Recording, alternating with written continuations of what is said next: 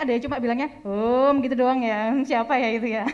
Sekali lagi kayaknya ya Cindy ya. Boleh. Shalom teman-teman. Kayaknya kalau sama aku kayaknya kurang deh. Coba sama Cindy. Coba sama Cindy. Shalom teman-teman. Aduh, gimana sih kalian? Enggak ya. Cindy hari ini kayaknya biar teman-teman lebih semangat, gimana kalau kita pujikan satu pujian dulu? Mari kita pujikan Tiba Saatnya.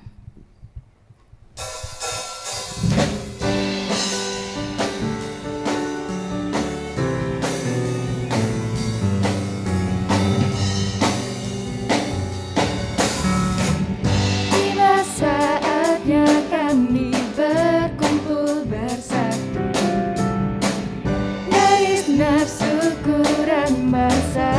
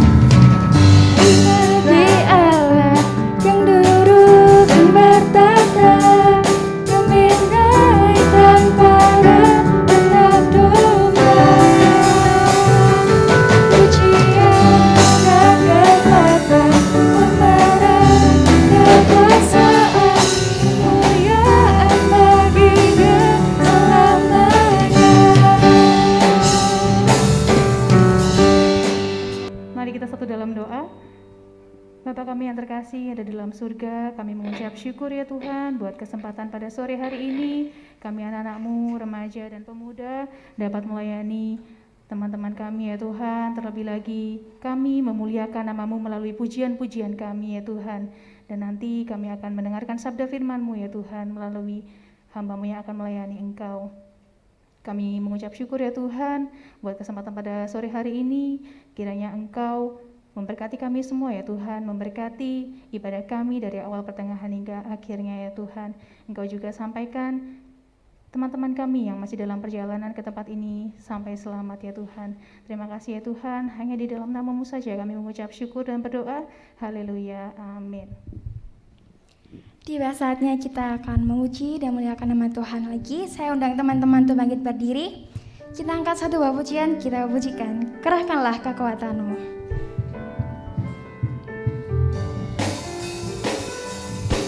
Mari kita semua bertepuk tangan memuji nama Tuhan. Kerahkanlah kekuatan-Mu ya Allah, tunjukkanlah kuasa-Mu ya Tuhan. Kalahkan umat-Nya, dibebaskan Allah rasyat di tempat lurusnya.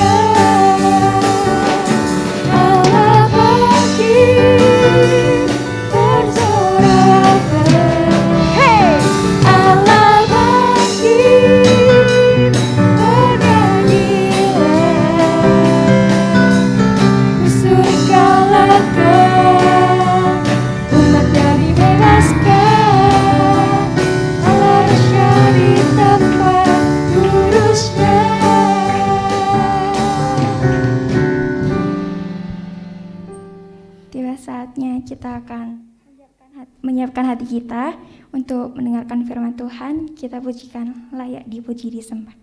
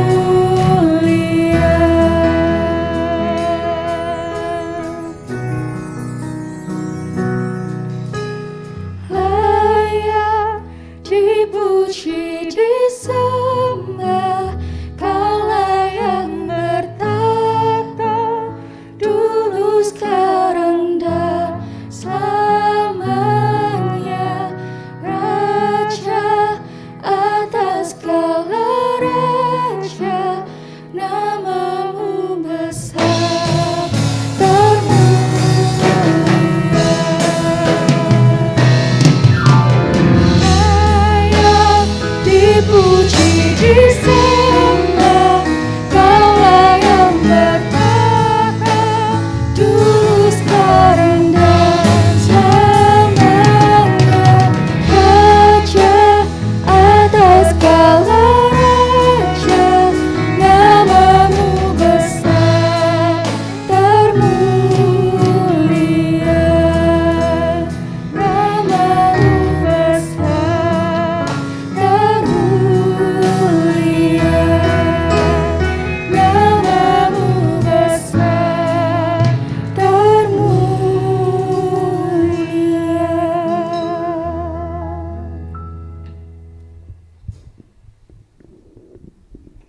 Teman-teman, mari kita satu dalam doa.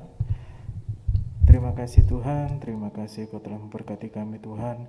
Kami boleh hadir Tuhan, kami boleh memuji, memuliakan nama-Mu bersama dengan teman-teman kami, rekan-rekan kami Tuhan. Tiba saatnya kami akan duduk diam untuk menerima firman-Mu Tuhan. Mari Tuhan, Engkau bimbing kami Tuhan, buka hati dan pikiran kami agar kami semakin mengerti apa yang menjadi maksud-Mu dalam kehidupan kami masing-masing Tuhan. Terima kasih Tuhan, hanya di dalam nama-Mu kami berdoa dan mengucap syukur. Haleluya. Amin. Shalom teman-teman. Kita ketemu lagi yang sudah tahu saya, dan salam kenal bagi yang baru ya, yang baru yang mau dari kelas besar ke remaja. Yang baru bisa angkat tangan? Sudah ada 200 ya. Oke, ya ada ponakan saya juga. Teman-teman, saya agak tegang ini ya. Sikonnya baru, semua pakai masker ya. Jadi pada dasarnya saya sendiri nih agak minus gitu ya. Jadi mohon maaf yang agak belakang saya kurang terlalu jelas gitu ya. Saya kira kok tambah parah. Sudah lama ya, sudah setahun saya nggak keluar, dan ini yang perdana, bukan perdana sebenarnya. Yang pertama di potong rambut ya. Potong rambut sekali, ini yang kedua. Jadi yang ruang tertutup ini kedua kalinya. Jadi saya terus pelayanan setelah hampir setahun ya. Bulan Maret terakhir, Maret 2020. Sekarang Februari 2021. Jadi ya ini agak tegang ya teman-teman ya. Jadi mohon maklumnya. Oke, teman-teman, waktunya nggak terlalu banyak, tapi kita akan belajar tentang kasih juga, karena ini masih di bulan Februari yang identiknya dengan kasih ya teman-teman ya. Kalau sudah tiga minggu ya, ini minggu yang terakhir ya, minggu keempat. Di minggu pertama kita belajar ya. Minta tolong slide-nya sudah bisa. Kali ini kita akan belajar find the lost love. Kira-kira apa ya find the lost love ini ya? Saya waktu pertama dapat materi ini tuh bingung, berarti kasihnya hilang.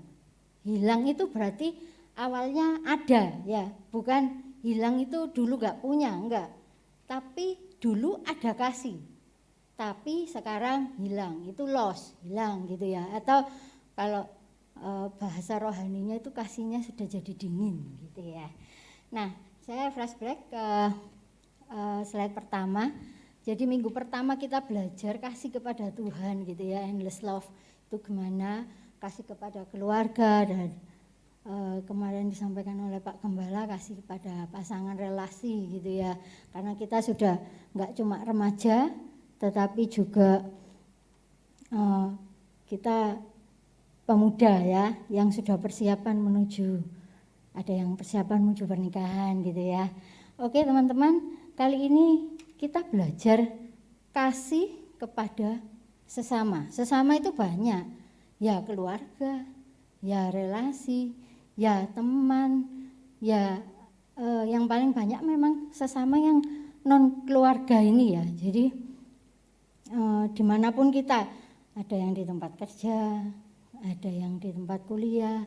Nah sikon sekarang ini mungkin masih pada online ya, kecuali kerja mungkin WFH-nya seminggu sekali, 3 hari sekali yang kerja. Yang sekolah, aduh Kak saya ini kemarin Eptanas enggak ini ya, enggak ngalami Eptanas yang real gitu ya. Jadi istilahnya ya udah Kak, pokoknya lulus gitu ya, mengandalkan nilai rapot ya. Oke, nah kita akan belajar bagaimana mengasihi sesama. Di slide yang ketiga, mengasihi sesama itu seperti apa? Kita akan baca di Roma 5 ayat ke-8. Akan tetapi Allah menunjukkan kasih-Nya kepada kita. Oleh karena Kristus telah mati untuk kita ketika kita masih berdosa. Nah, kita belajar Allah menunjukkan kasih-Nya kepada kita ketika kita sedang berdosa. Jadi Tuhan itu kan paling benci dosa ya teman-teman ya. Tuhan itu enggak suka dosa, tapi Tuhan mengasihi orang yang berdosa. Jadi jangan, duga saya berdosa, saya ini penuh dengan dosa, pasti Tuhan enggak suka. Enggak ya, Tuhan enggak benci sama pribadinya teman-teman. Tapi Tuhan itu benci sama dosanya. Jadi kita harus melepaskan dosa itu. Jadi jangan khawatir, Tuhan itu mengasihi kita kok. Ya, Tuhan itu dasarnya mengasihi anak-anaknya. Nah, di sini mengasihi sesama itu diharapkan kita itu seperti Tuhan, ya. Mengasihi orang yang mengasihi dan juga membenci kita. Jadi gak usah pilih-pilih. Maunya Tuhan itu seperti itu. Nah, makanya Tuhan kasih contoh, Tuhan itu benci dosa gitu loh ya. Meskipun manusia membawa dosa gitu ya, tapi Tuhan tetap mengasihi kita. Demikian juga ini loh Tuhan kasih contoh gitu ya di Roma 5 ayat 8 bahwa kita ini mengasihi, Tuhan ingatkan, jangan pilih-pilih. Kalau aku punya teman misalnya, kalau aku enggak suka si A si B, kalau si C si D seneng aku suka ditraktir misalnya. Kalau si C si D itu kalau tak suruh nurut, kalau si A si B itu aduh enggak suka aku seperti ini gitu ya. Maunya itu aku kembali lagi ke aku, kembali lagi ke diriku gitu ya. Kalau aku enggak suka gitu ya. Jadi aku enggak mau mengasihi, bukan seperti itu. Jadi di sini kita belajar kasih kepada sesama itu seperti apa. Nah, itu dulu ya. Kasih sesama yaitu mengasihi gak pilih-pilih. Mengasihi yang sayang sama kita dan juga yang benci sama kita. Misalnya aja misalnya di Indonesia ini kan kita minoritas gitu ya. Kebanyakan teman-teman yang sekolah di sini juga di negeri adalah minoritas. Dan mungkin enggak semua suka ya dengan kita yang beragama Kristen. Tapi satu hal, kita tetap harus mengasihi mereka. Enggak usah pilih-pilih, enggak usah memaksakan untuk aku kalau agamanya enggak sama aku enggak suka. Gitu ya. Bukan. Enggak suka itu maksudnya gini ya, maksud saya itu kita tetap mengasihi gitu ya. Jadi misalnya enggak suka itu jangan ditampilkan ya. Tapi kita belajar meredam gitu ya. Rasa tidak suka itu sampai sebatas mana. Jangan sampai kita benci gitu ya. Kalau enggak suka itu wajar. Misalnya saya enggak suka lodeh Kak, saya sukanya KFC. Lah itu wajar. Sama saya enggak suka terlalu dekat sama si A Kak. Nanti saya konflik. Karena saya sering seperti ini, dia juga keras misalnya. Itu enggak apa-apa. Kita istilahnya tahu porsi diri gitu ya teman-teman ya. Tahu porsinya, misalnya saya pendiam, dia rame dan kita saling mengerti Kak, enggak apa-apa, kita dekat supaya enggak. Jadi kalau sering konflik ya jangan terlalu apa ya istilahnya gombal terus, istilahnya kalau anak-anak gitu ya biasanya ya. Si A dan si B ini suka berantem gitu ya. Ya udah kita enggak kumpulkan gitu ya, kumpulkan yang ini aja. Nanti sampai dia sudah ngerti, dia omongin. Nah, seperti itu kasusnya ya.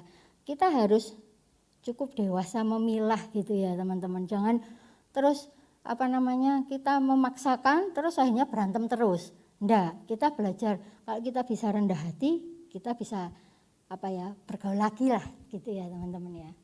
Nah, oke, selanjutnya di slide yang keempat. Kasih.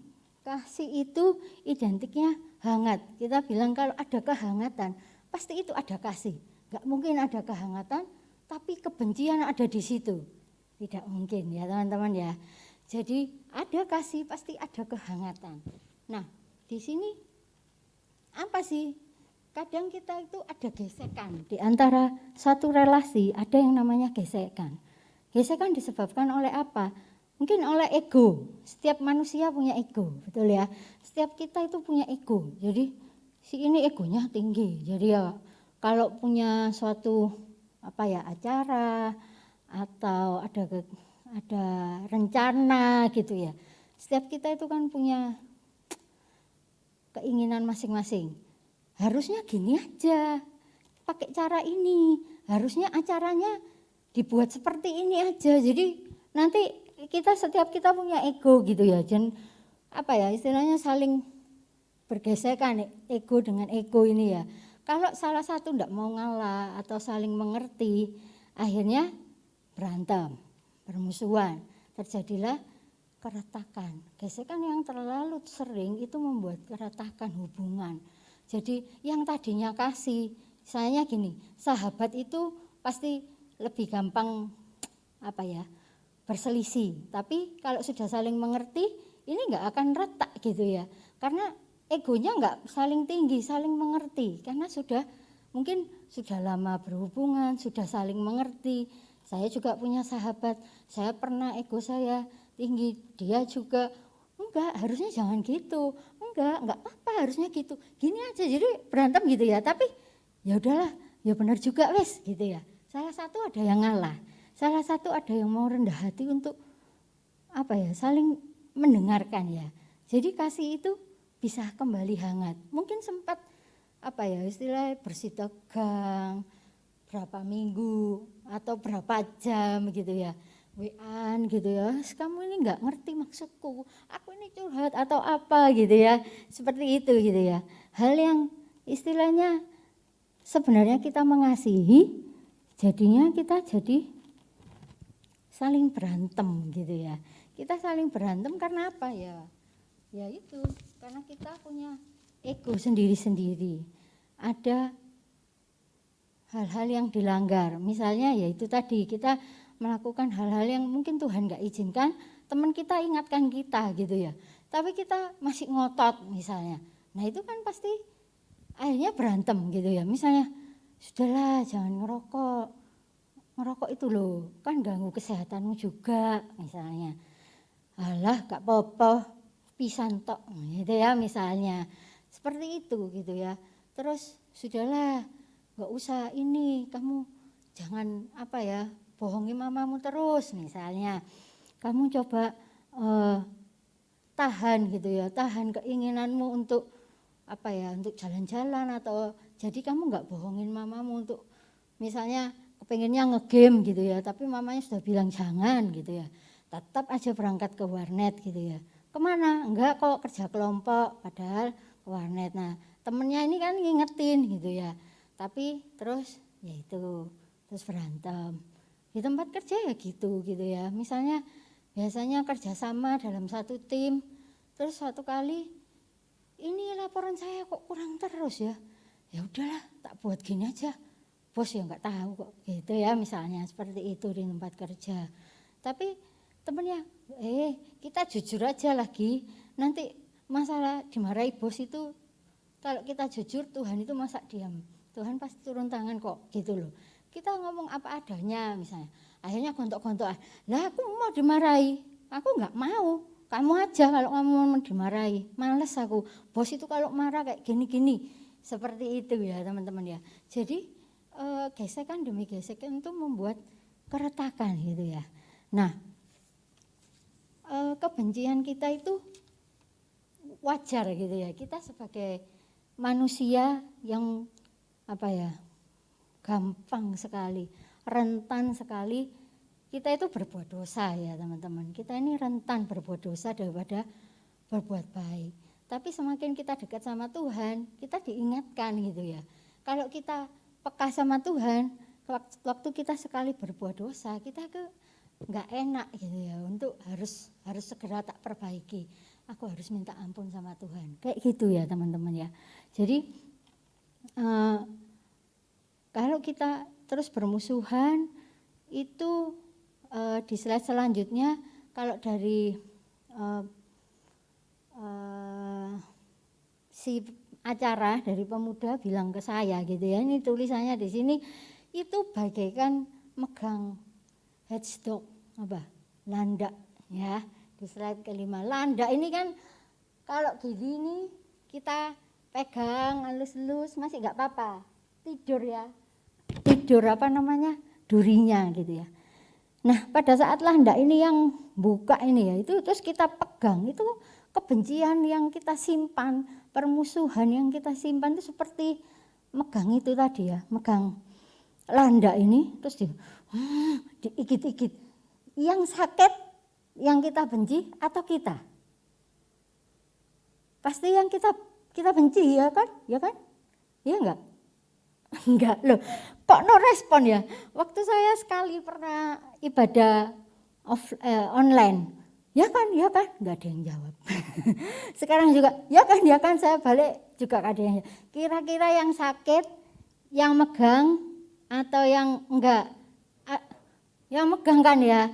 Yang megang ya teman-teman ya. Jadi bukan yang kita benci gitu ya. Misalnya kita benci nih sama si landak ini, gitu ya. Landaknya ya tambah melawan ya. Kalau melawan durinya langsung ditegakkan gitu ya. Dan itu menyakiti kita sendiri. Nah itulah kebencian gitu ya teman-teman.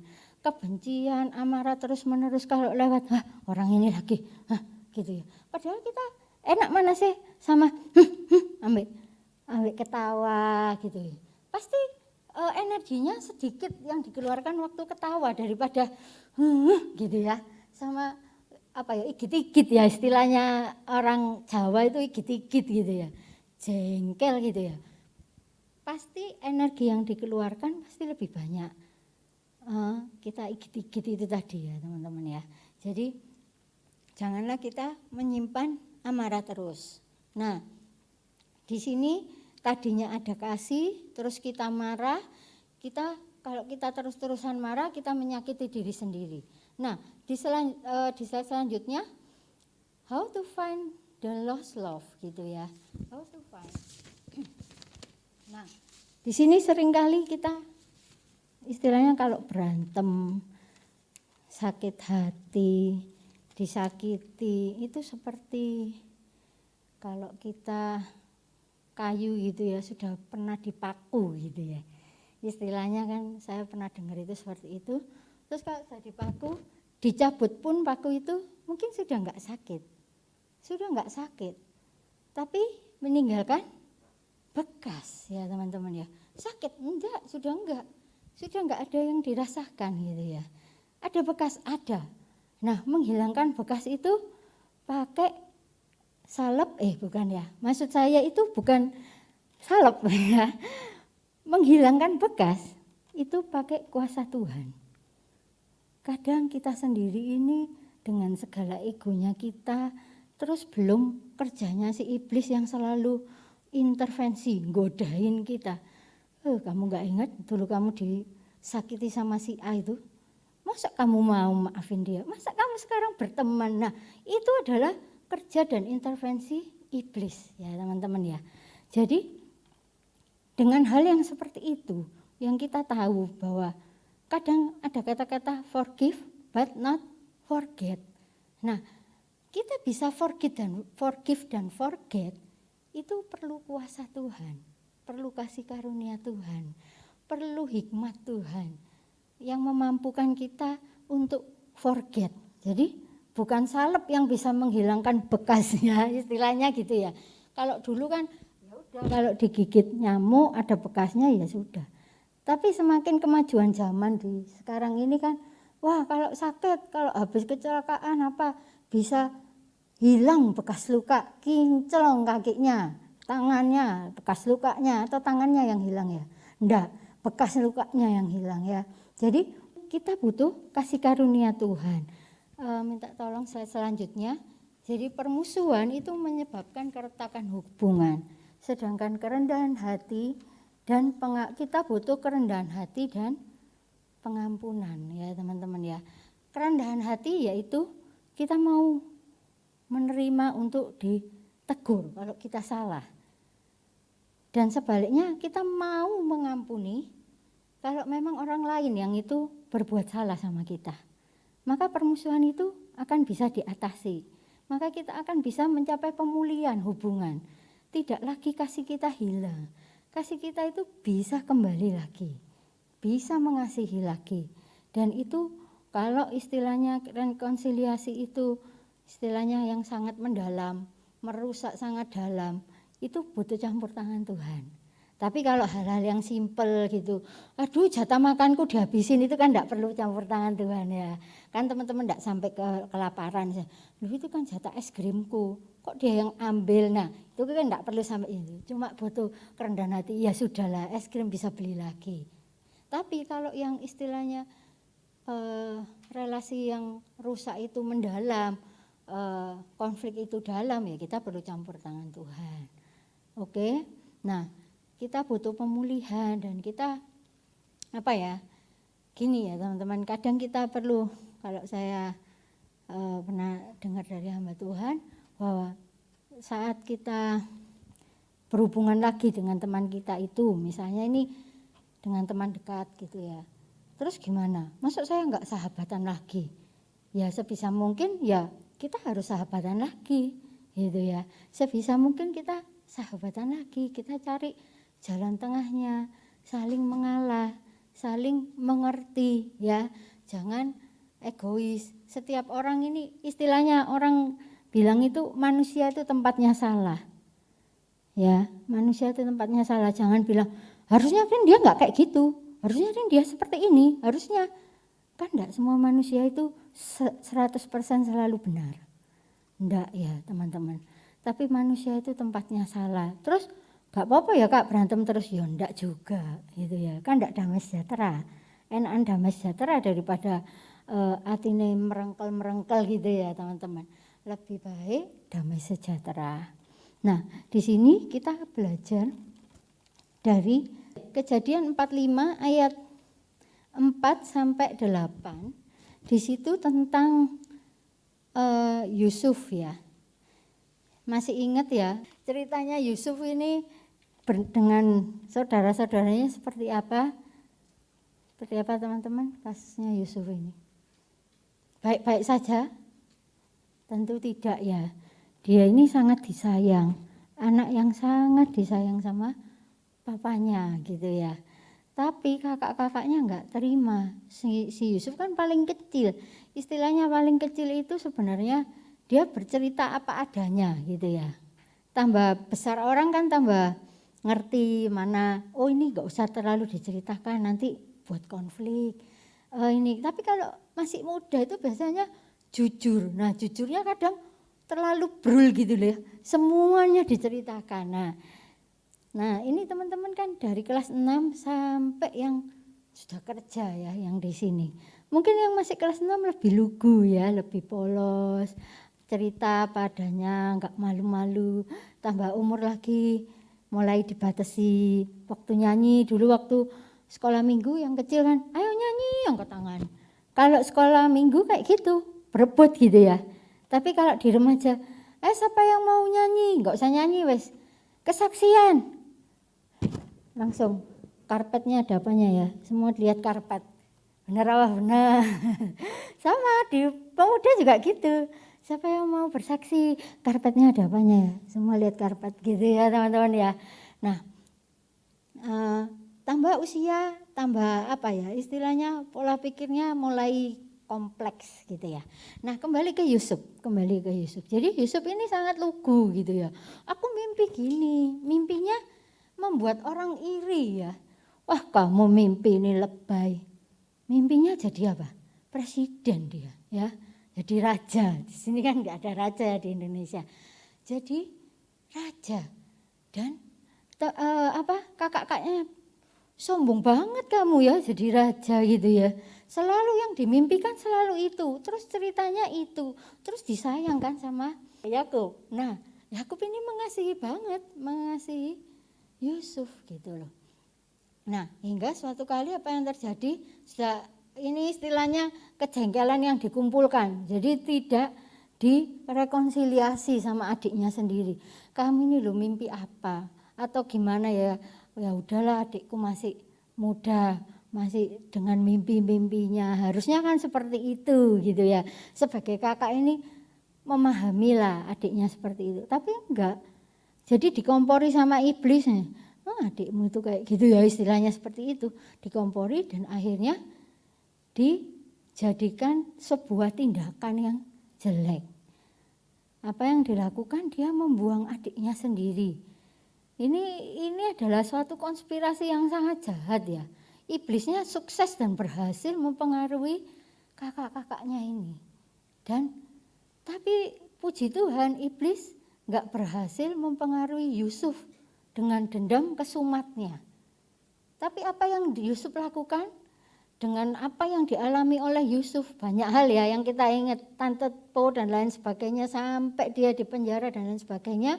Nah, dia mau memaafkan kakak-kakaknya. Untung loh ya, Yusuf ini punya Tuhan dan dia lebih mendengarkan Tuhan daripada bisikan iblis itu tadi. Jadi kalau enggak, ini konspirasi jahat, kakakku menjual aku, enggak cuma satu, semua kakakku. Sekarang mereka kelaparan, biarkan gitu ya. Enggak, tapi dia mau memaafkan. Kejadian 45 ayat 4-8.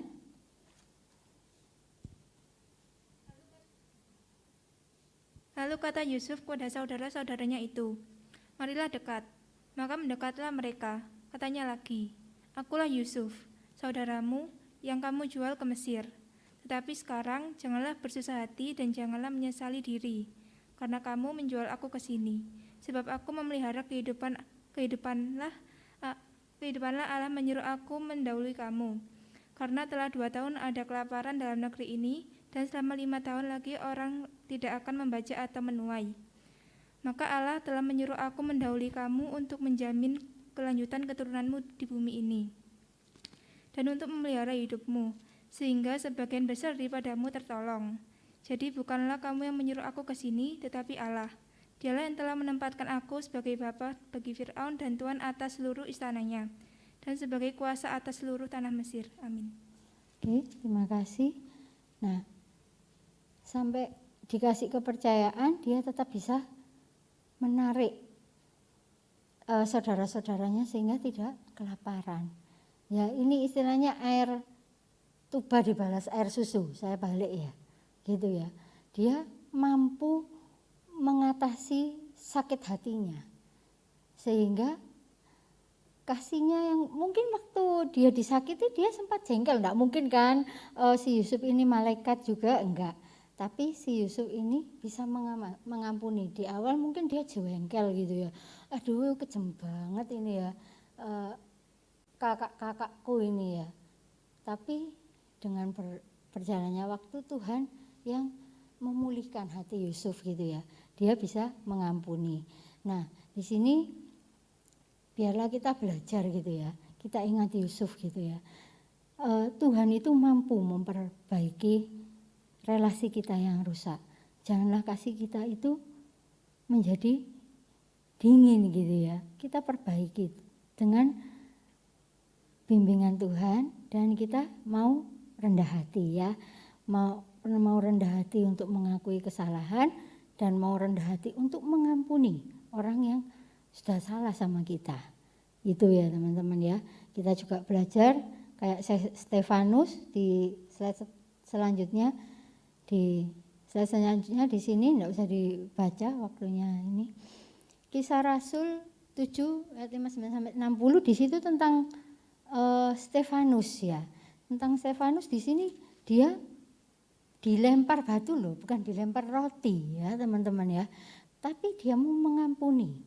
Dia mau mengampuni orang-orang yang melempar dia. Saat itu juga ya teman-teman ya. Saat itu juga dia berdoa. Di sini dia berkata, ya Tuhan Yesus, terimalah rohku gitu ya. Tapi yang di ayat 60, janganlah tanggungkan dosa ini pada mereka. Jadi dia masih bisa berdoa untuk orang yang membencinya, untuk orang yang menyakitinya hingga dia mati. Nah, di sini kita belajar gitu ya. Enggak ada yang tidak mungkin. Di slide yang terakhir, bagi Tuhan tidak ada yang mustahil. Ya, kita punya Tuhan ya teman-teman.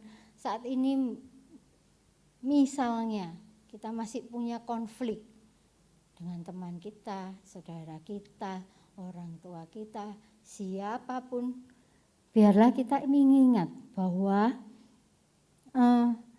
Tuhan itu akan memampukan kita.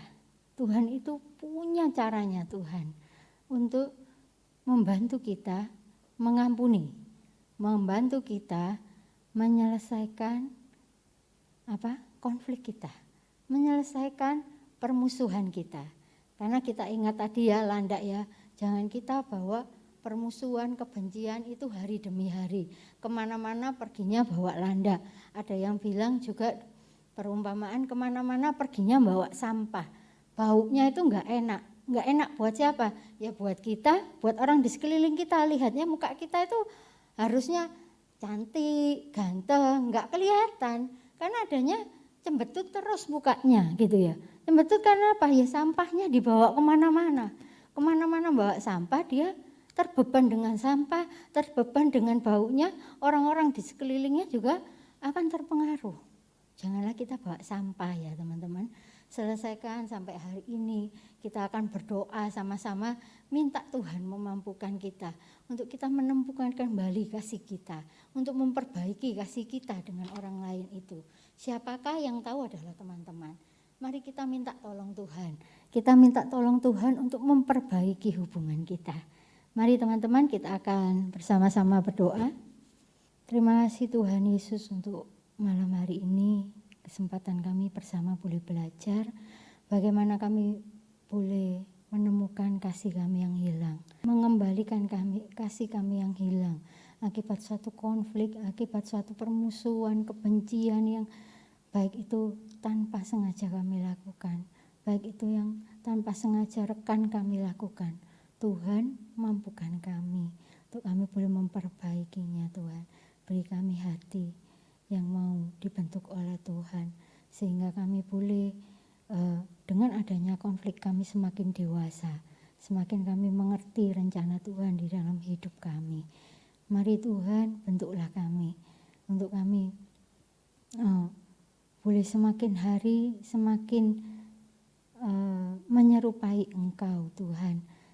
Belajar dari Yusuf yang mampu untuk mengampuni saudara-saudaranya dengan tindakan saudaranya yang begitu kejam, tindakan yang mungkin menyakiti hatinya Tuhan. Tapi kami tahu Tuhan, Engkau mampu menghapuskan segala sakit hati sehingga kami dapat mampu mengampuni bahkan melupakan Tuhan. Terima kasih Tuhan, terima kasih. Biarlah hamba-Mu selesai berbicara, namun Tuhan Roh Kudus yang memampukan kami hari ini menyelesaikan setiap permasalahan kami sehingga kasih itu hari ini boleh Kau hadirkan kembali Tuhan. Terima kasih Tuhan, di dalam nama Yesus kami berdoa, haleluya, amin. Oke teman-teman, kita akan melihat video sebentar, welcome and farewell untuk remaja dan pemuda. Kelas besar naik ke remaja. Aurel Janesa, putri dari Bapak dan Ibu Niko. Kalista Narwastu, putri dari Bapak dan Ibu Sugiyarto. Emanuela Sipora, putri dari Bapak Bagus PS. Gabriela Mesya, putri dari Bapak dan Ibu Wahyu. Jessica Faujuli, putri dari Bapak dan Ibu Pandapotan. Marvin Cahyo, putra dari Bapak dan Ibu Ruben. Naura Felicia, putri dari Bapak dan Ibu Budi. Nayaka Azaria, putri dari Ibu Erna. Rehan Adi, putra dari Bapak dan Ibu Theo Yusin. Salomita Luki, putri dari Bapak dan Ibu Didi. Tiara Esther, putri dari Ibu Asni. Zuriel, putra dari Bapak dan Ibu Ronald.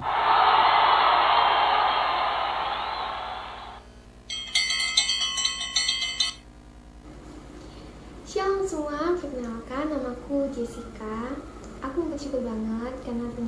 aku sudah naik tingkat ke pemuda. Banyak banget hal berkesan yang ada di remaja. Tapi yang paling berkesan menurutku yaitu waktu lomba dance Natal. Karena di situ kita bisa berinteraksi satu sama yang lain. Yang awalnya di gereja nggak pernah ngobrol, terus ternyata satu tim. Jadi mau nggak mau harus ngobrol bareng, harus bikin gerakan bareng, harus latihan bareng, atur strategi, atur kekompakan bareng, dan itu asik banget sih menurutku. Semoga setelah pandemi ini berakhir, kita bisa bikin kegiatan bareng, lomba atau games bareng, yang tentunya offline ya. Remaja semoga kedepannya bisa lebih baik, bisa saling membaur satu sama yang lain, jangan diem-diem aja, saling menguatkan dan mendukung di dalam Tuhan. Kesan saya di kelas remaja ini, saya bisa belajar banyak dari kakak pembina, dari teman-teman, dan juga walaupun ada pandemi, kelas remaja bisa beradaptasi dengan diadakan online sama tatap muka, new normal. Tapi ada satu pesan, rekreasinya masih belum ya. Senang bisa kenal teman-teman baru di sana ya. Banyak yang baru kenal pas di kelas remaja dan dari sekolah minggu juga. Bisa kenal lebih dekat. Pokoknya banyak belajar banyak hal dari firman-firman, dari setiap sharing-sharing yang ada. Lagi ada kelas remaja. Dan di kelas remaja kemarin kegiatan-kegiatannya juga mulai dari pasca atau lomba-lomba 17-an maupun ibadah-ibadah lainnya juga sangat mengesankan sekali dan sangat senang bisa kenal teman-teman semua, bisa kenal lebih dekat sama teman-teman semua beserta kakak-kakak pembina. Pokoknya dia berterima kasih banget sama kakak-kakak pembina yang udah bimbing saya sampai saya pemuda sampai saat ini. Remaja itu saat-saat yang paling menyenangkan gitu ya, apalagi saat ibadah remaja yang dimana itu pembawaan ibadahnya itu seru, kayak banyak pengalaman yang aku dapat gitu, kayak mulai dari pelayanan, mungkin singar, WL, musik dan lainnya itu, dan juga cara-cara kakak pembina menuntun saya atau mengajak saya untuk semakin dekat lagi sama Tuhan, untuk tetap mengingatkan saya untuk lebih intim lagi sama Tuhan gitu ya, dan juga teman-teman yang seru-seru, yang friendly banget gitu. Kesan saya mendapatkan banyak sekali pengajaran dan pengalaman yang sangat berharga sewaktu saya beribadah di remaja. Terutama saya menyadari bahwa kekristenan bukan hanya sekedar sebuah status tetapi sebuah keberadaan, dan saya baru menyadarinya sewaktu saya masuk di remaja. Dan pesan buat teman-teman, terus muliakan nama Tuhan di setiap langkah teman-teman. Apapun yang diberikan Tuhan kepada teman-teman, gunakan itu untuk alat kemuliaannya. Terus takut akan Tuhan. Salah satunya aku pernah berkesempatan untuk melayani dan memuji Tuhan dalam bidang musik dan juga bernyanyi. Dan untuk teman-teman yang berada di kelas remaja maupun yang baru bergabung, tetap semangat untuk memuji Tuhan. Meskipun di pandemi ini bukan halangan bagi kita untuk berhenti beribadah kepada Tuhan. Terima kasih banyak kepada kakak pembina remaja yang sudah memotivasi saya dan memberi masukan yang baik kepada saya, sehingga saya bisa melanjutkan di kelas pemuda. Tuhan Yesus memberkati.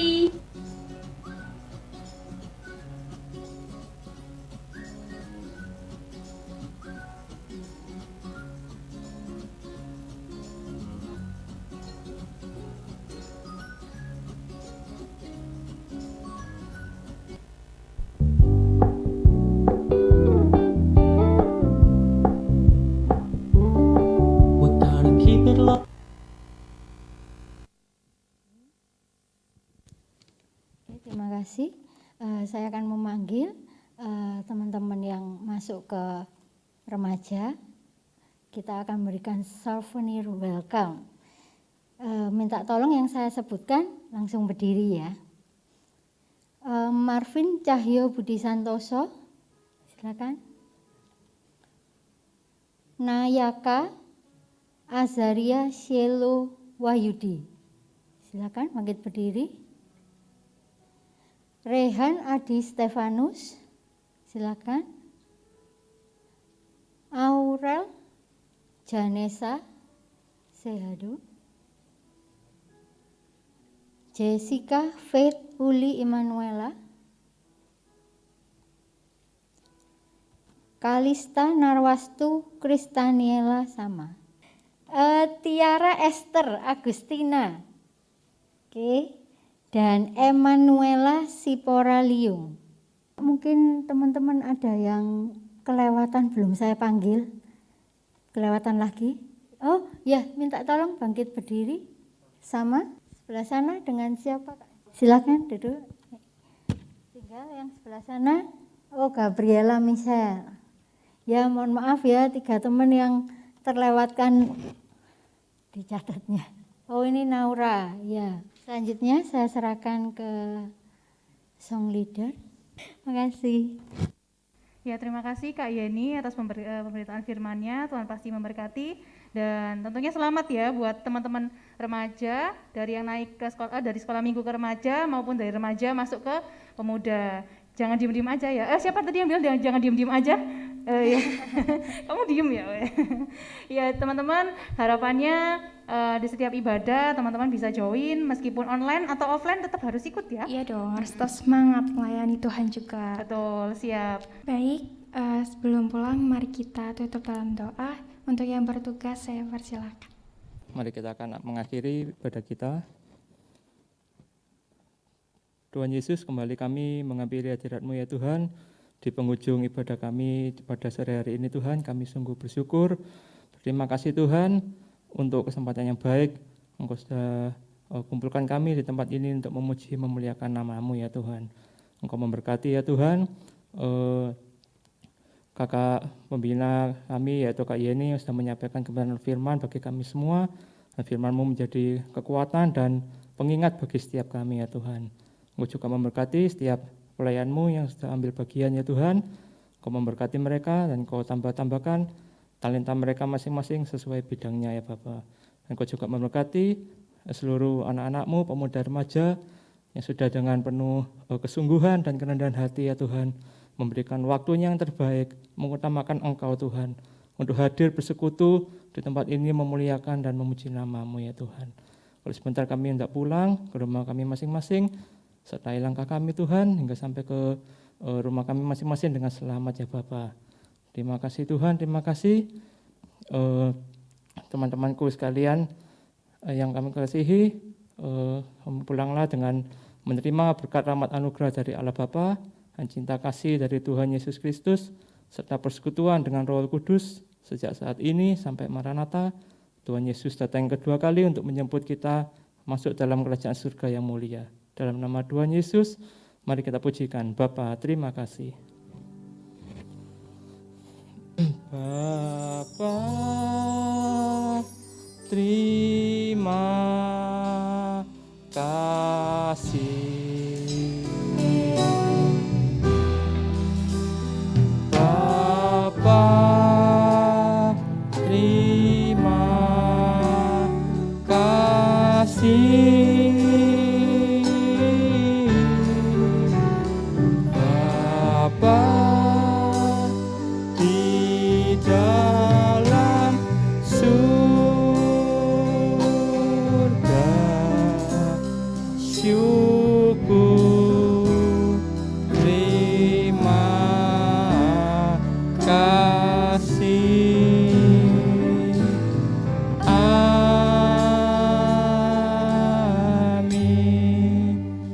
Tuhan Yesus memberkati. Silakan duduk terlebih dahulu teman-teman.